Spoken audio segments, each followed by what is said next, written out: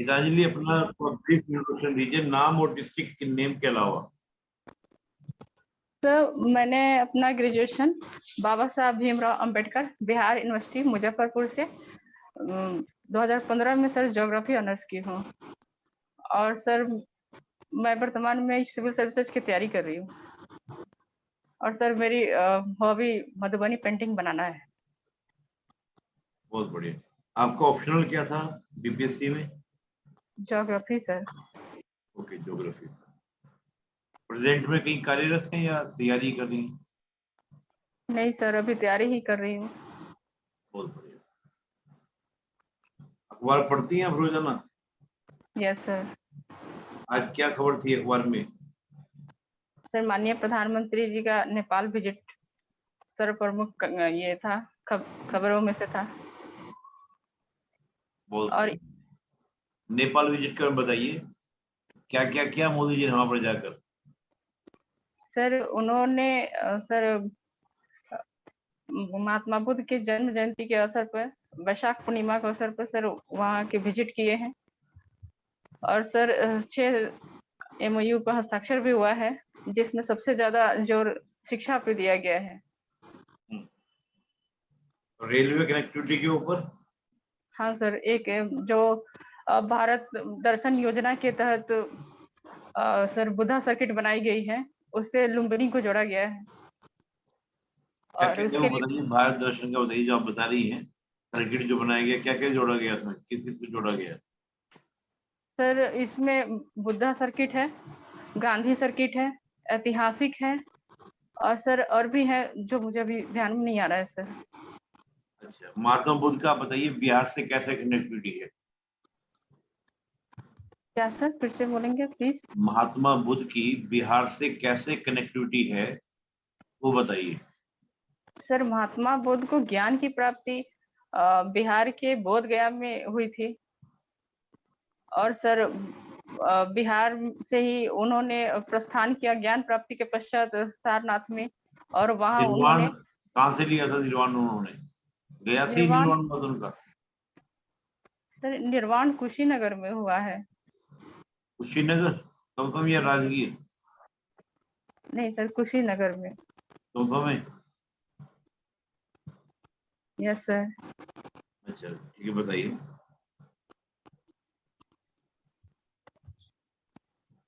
ज्ञान प्राप्ति से क्या तात्पर्य है आपका?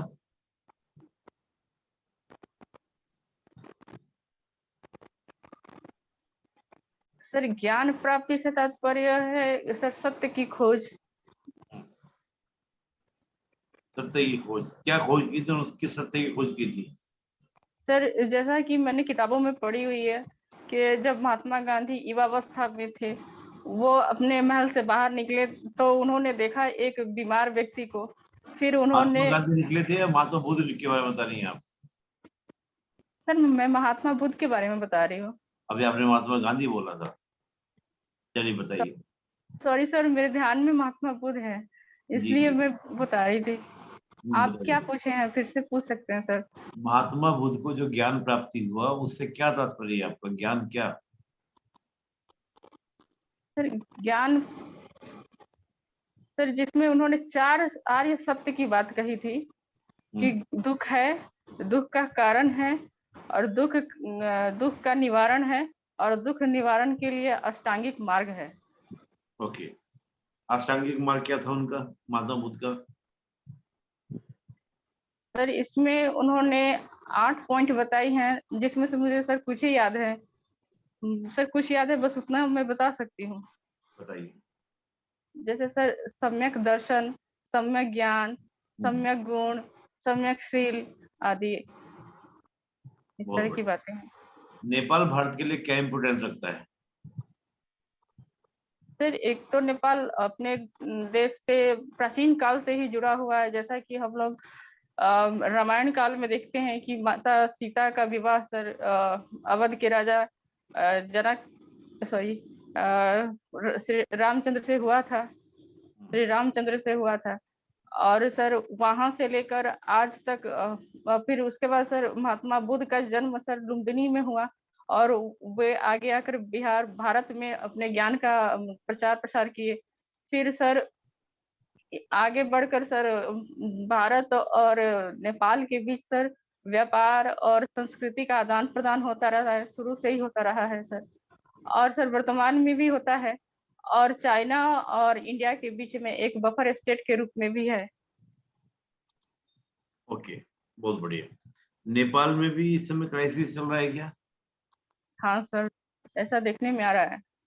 क्या है उसका कुछ बता सकते हैं? नेपाल का रुपया कितना क्या चल रहा है अभी? इंडियन करेंसी में या डॉलर में सर? डॉलर में। सर डॉलर में मुझे ध्यान में नहीं है सर। ज्योग्राफी आपका ऑप्शनल है ना? Yes sir. अभी गेहूं का हमको एक्सपोर्ट करना था, लेकिन हमने अचानक रोक दिया कि हम एक्सपोर्ट नहीं करेंगे। Yes sir. आप ज्योग्राफी के स्टूडेंट हैं, उसके अकॉर्डिंग बताइए क्यों रोका हमने ऐसे?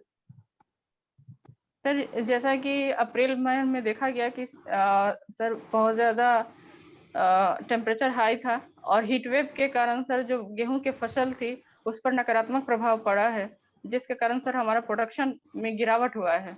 इसी कारण सर भारत ने डिसाइड किया कि हम गेहूं का निर्यात नहीं करेंगे, बल्कि अपने देश में जो फूड सिक्योरिटी एक्ट है 2013 का, उसके तहत अपने देश की जनता को भोजन सुरक्षा प्रदान करने की जो बात कही गई है, उसकी सिक्योरिटी के लिए सर गेहूं को निर्यात न करना ज्यादा बेहतर समझा गया है। बहुत बढ़िया। मैं लास्ट प्रश्न आपसे करूंगा। अभी बताइए, अभी हाल ही में अमेरिका के साथ जो ग्लोबल नाटो की बात चल रही है, उसको आप कैसे देख रहे हैं? सर ग्लोबल नाटो की जो बात कही जा रही है सर, ये एक तरह से ग्लोबल पीस को बढ़ावा न देकर सर ये ग्लोबल अशांति को बढ़ावा देने का एक जरिया बन जाएगा। क्यों? सर क्योंकि हमेशा जैसा कि नाटो का रूल है, उसमें कहा जाता है कि अगर किसी एक देश पर किसी देश ने अटैक किया तो उसको सभी देश पर अटैक समझा जाएगा। तो इस तरह से अगर किसी भी तरह की कॉन्फ्लिक्ट उत्पन्न होती है और बॉर्डर डिस्प्यूट होता है तो उसे पूरे देश के लिए घातक माना जाएगा, और एक तरह के विश्व युद्ध की तरफ दुनिया आगे बढ़ जाएगी। तो यानी कि आप ये कहना चाह रहे हैं गीतांजलि, कोई ताकतवर देश अगर किसी कमजोर देश पर अटैक करता है, उसको मारता है, तो उसको पिटने दिया जाए ताकि विश्व युद्ध ना हो जाए? नहीं सर, ये भी नहीं होना चाहिए सर, हमें ग्लोबल पीस की तरफ आगे बढ़नी चाहिए। तो जैसा कि ग्लोबल महात्मा बुद्ध ने हमेशा ही शांति का उपदेश दिया है सर, उसको आज भी दुनिया की आवश्यकता है कि उस पर चले। वर्ल्ड में सबसे ज्यादा महात्मा बुद्ध को मानने वाले अनुयायी कहाँ पर लगते हैं आपको? किस देश में लगते हैं? सर किस देश में है ये तो मुझे एग्जैक्ट नहीं पता है, लेकिन साउथ ईस्ट कंट्री में, साउथ ईस्ट एशिया कंट्री में सर ज्यादातर है। तो मुझे एक कंट्री बताइए जहाँ पे ज्यादा अनुयायी हैं, तो कौन सा देश बिल्कुल शांति की बात करता है? सॉरी सर, नहीं पता है मुझे अभी। आप कह रहे हैं कि महात्मा बुद्ध के रास्ते में चलना चाहिए। चलिए गीतांजलि, अभी आपसे सुरेंद्र सर क्वेश्चन करेंगे। थैंक यू हाँ, सर। प्रवीण सर साथ जुड़े हुए हैं सर। प्रवीण सर सुन पा रहे हैं? स्वागत है सर, कंटिन्यू करें। और ऑनर्स विषय दोनों ज्योग्राफी रहा है। हेलो, नमस्ते सर। आपका ऑप्शनल और ऑनर्स दोनों विषय ज्योग्राफी रहा है। Yes sir. आप ज्योग्राफी का उपयोग प्रशासन के क्षेत्र में कैसे देखती हैं? सर ज्योग्राफी एक व्यापक विषय है सर, इसे सभी विषयों की जननी कहा जाता है, और सर इसका हर जगह हम इस्तेमाल कर सकते हैं इसके ज्ञान का। जैसे सर बिहार एक बाढ़ प्रवण क्षेत्र है, और सर साथ ही साथ एक सूखा प्रवण क्षेत्र भी है, और दोनों आपदाएं एक साथ देखी जाती हैं। अगर इसको बेहतर प्रबंधन करने के लिए हम ज्योग्राफी के नॉलेज का इस्तेमाल कर सकते हैं। साथ ही सर हमारा अंतर्राष्ट्रीय सीमा भी लगती है नेपाल के साथ, साथ ही अंतर्राज्यीय सीमा भी लगती है। इन सीमाओं से संबंधित अगर कोई भी डिस्प्यूट होती है या कोई भी अशांति उत्पन्न होती है सर, तो उसको भी हम बेहतर ढंग से टैकल कर सकते हैं ज्योग्राफी के नॉलेज से। और सर बिहार में जिस तरह से अभी टाउन प्लानिंग शुरू की जा रही है, जो भी बहुत ज्यादा विकसित नहीं है, अगर उसको बेहतरीन ढंग से हम टाउन प्लानिंग करना चाहते हैं तो इसमें भी हम ज्योग्राफी के नॉलेज का इस्तेमाल कर सकते हैं सर। और भी है। ठीक है, ये बताइए कि बिहार जो है उसके पिछड़ेपन और उसके अलग अलग एरिया के लिए कुछ ज्योग्राफिकल रीजन ही उत्तरदायी माने जाते हैं। आप कहाँ तक सहमत है इससे?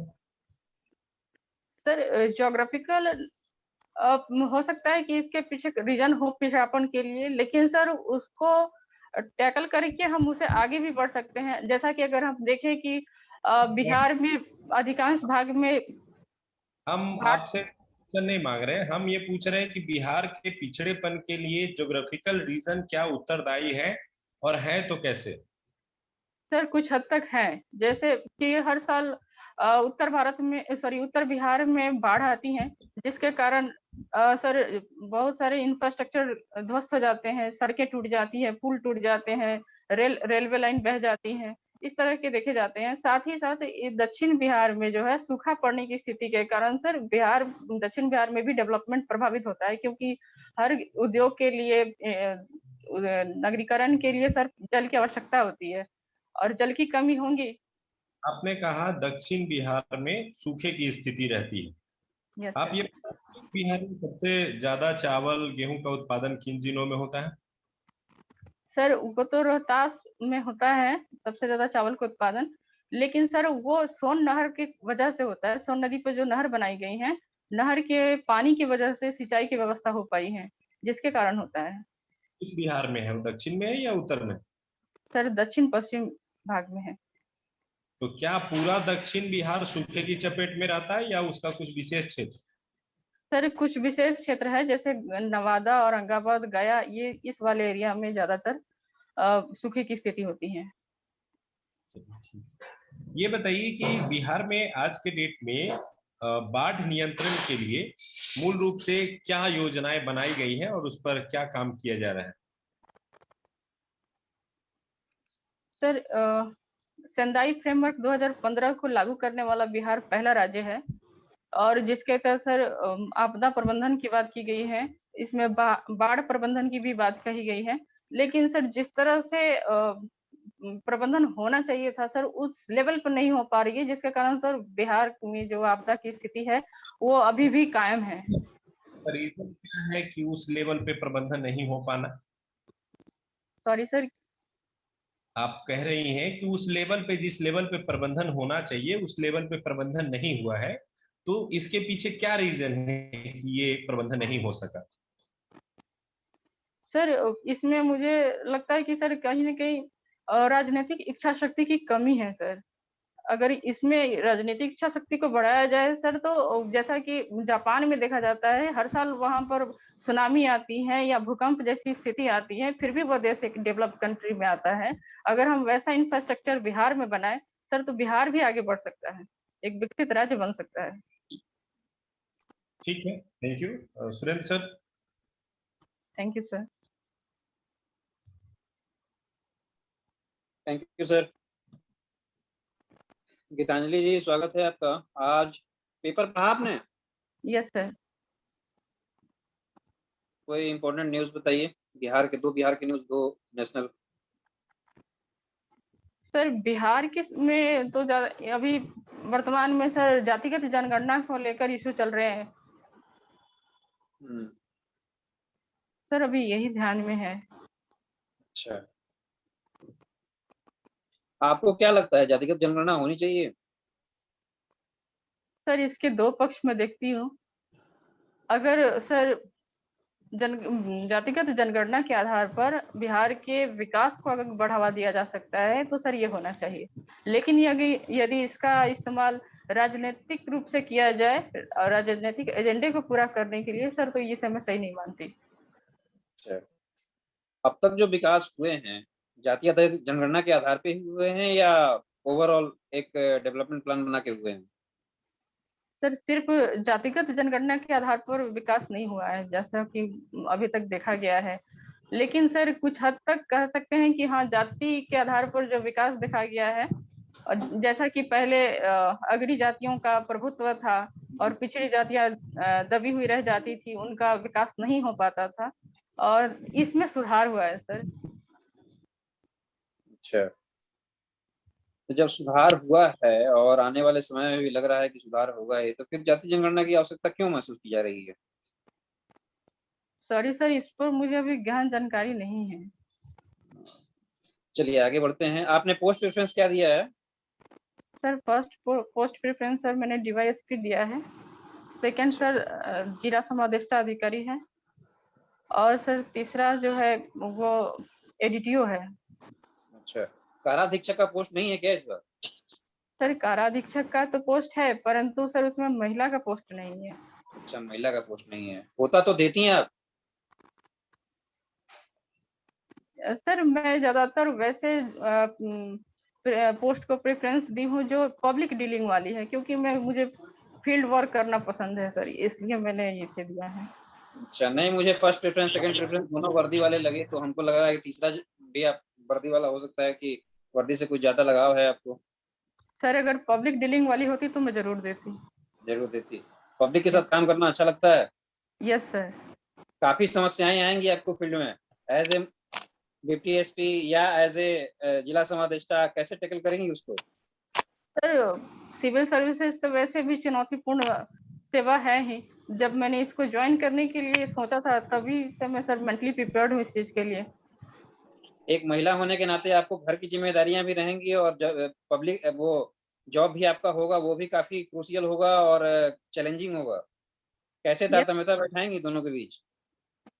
सर जिस प्रकार से ट्रेनिंग दी जाएगी सर, मुझे लगता है कि सर मैं इसे अच्छी तरह से कर लूंगी। इसमें परिवार का भी सहयोग रहेगा सर।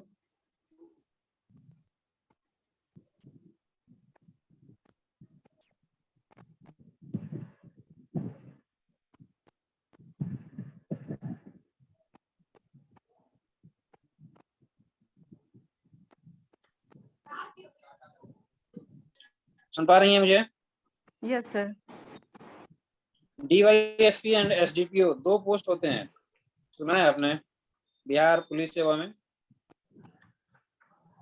सर मैं तो डीएसपी ही जानती हूँ, क्योंकि सर पुलिस बैकग्राउंड मेरा है नहीं सर, इसलिए ज्यादा जानकारी मुझे है नहीं इसके बारे में। अच्छा, चलिए कोई बात नहीं है, आपका इंटरव्यू यहीं समाप्त करते हैं। निपुण सर इनका रिव्यू करते हैं। धन्यवाद सर।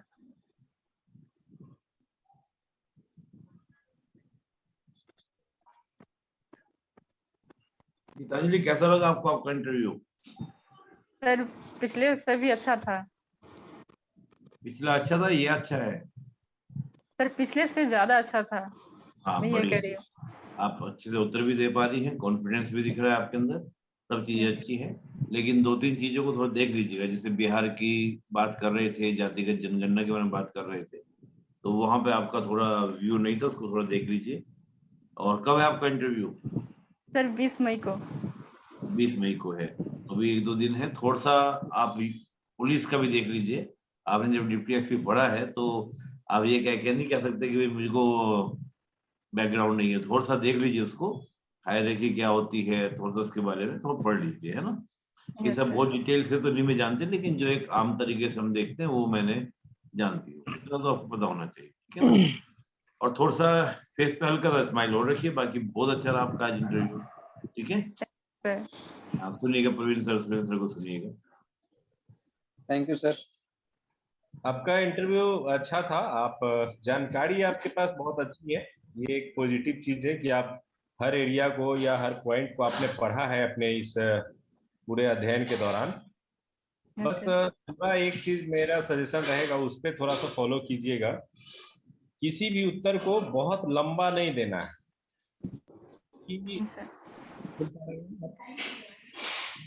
जब आपसे कोई भी चीज पूछा जाए तो जितना संक्षेप में आप उसको बता सकती हैं उतना संक्षेप में बताने की कोशिश कीजिए। जैसे एग्जाम्पल के तौर पे मैं बताऊं कि अगर आपसे पूछा जा रहा है कि लगता है कि हाँ बिहार के ज्योग्राफिकल जो है के कारण, तो आप बता सकते हैं हाँ सर इसमें 3 रीजन है कारण पिछड़ापन आता है, जैसे आप संबंधित यहाँ की कारण सर मैं प्रॉपर सुन नहीं पा रही हूँ, आपकी आवाज कट के आ रही है। प्रवीण सर थोड़ी आवाज में दिक्कत हो रही है, आपकी आवाज नहीं आ रही है।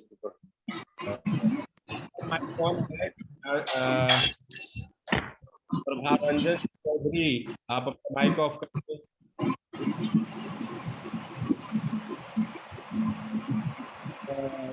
अर्चना, आप अपना माइक कन्या ऑफ कुमारी। करें। ओके, अब आप सुन पा रहे हैं? Yes sir. तो मैं यही बता रहा था कि क्वेश्चन को जितना आप समराइज करके छोटे रूप में आप उत्तर देंगी उतना अच्छा उत्तर माना जाता है। अब जैसे मैंने बिहार के बारे में पूछा कि आपका ज्योग्राफिकल रीजन या कुछ भी, तो उसको समराइज कर सकते हैं आप, थोड़ा छोटा बताइए। आप बहुत ज्यादा एक ही क्वेश्चन को बहुत फैलाने से क्या होता है, चूंकि एग्जाम आप ये जो इंटरव्यू होता है 15 से 20 मिनट, मैक्सिमम 20 मिनट होता है, 15 से 20 मिनट में आपका खत्म हो जाना है। तो आप कोशिश कीजिए कि उस 20 मिनट में आपसे कम से कम वो 20-25 सवाल पूछ सके, ताकि जितना ज्यादा क्वेश्चन आएगा उनको भी लगेगा कि हाँ मैंने इनसे बहुत सारा कुछ जाना और पूछा। और अगर वो थोड़ा डिटेल में पूछे भी है तो आप उनको थोड़ा सा समराइज करके उसको पॉइंट वाइज बना करके आप बता दीजिए। जैसे एग्जाम्पल के तौर पे मैं बता दूं कि अगर आपसे पूछा जा रहा है कि हाँ बिहार के ज्योग्राफिकल रीजन क्या इसके पिछड़ेपन के कारण है, तो आप बता सकते हैं कि हाँ सर 2-3 रीजन है, जैसे बाढ़ जैसे आपदा, सूखा जैसी आपदा के कारण यहाँ पर पिछड़ापन कुछ प्रभावित होता है। कृषि के क्षेत्र में जो बाढ़ और मानसून की जो अनिश्चितता है उसके कारण भी सर कृषि प्रभावित होता है, और कृषि यहाँ पर मैक्सिमम लोगों की जीविका का साधन है, जिसके कारण सर ये कुछ रीजन है जिनसे अर्थव्यवस्था और मानव जीवन दोनों प्रभावित होते हैं। बस आप 2-3-4 पॉइंट रख करके उसको क्रक्स करके खत्म कर दीजिए। अब एज ए स्टोरी बताइएगा तो वो मेंस का काम है। वो मेंस में आपने लिखित रूप में आपने जितना विस्तार करना था आपके पास खुली आजादी रहती है।